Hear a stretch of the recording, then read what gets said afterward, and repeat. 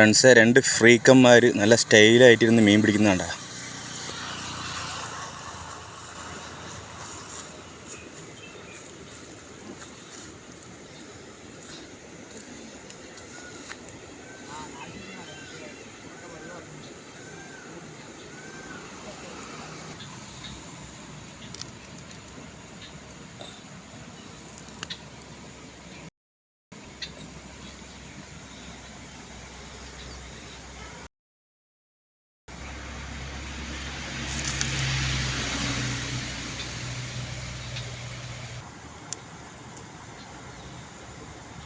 Frog അല്ലേ?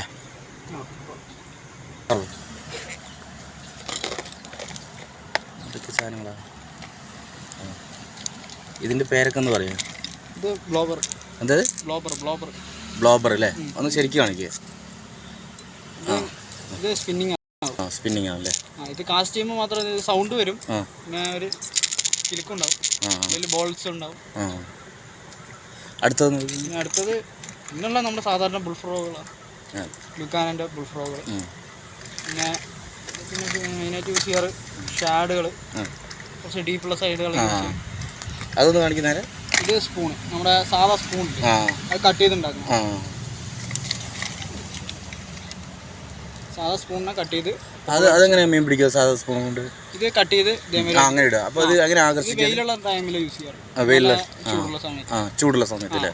വെയിലുള്ള നല്ല വെളിച്ചം ഉള്ള സമയത്ത്, കലക്ക വെള്ളമല്ല, കുറച്ച് നല്ല തെളിച്ചുള്ള വെള്ളത്തിലൊക്കെ യൂസ് ചെയ്തിട്ട് വാള പിടിക്കാം.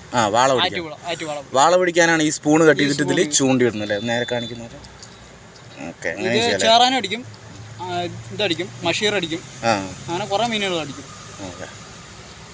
എന്തൊക്കെ മീനാ അടിക്കുക ഇതില്? വാള അടിക്കും, ആറ്റുവാള, ചേറാനടിക്കും, നാടനടിക്കും. ഈ ഇതില്ലേ, ഇത് നമ്മൾ തന്നെ ഉണ്ടാക്കണത് അല്ല, ഇത് നമ്മൾ വാങ്ങിച്ചാലേ?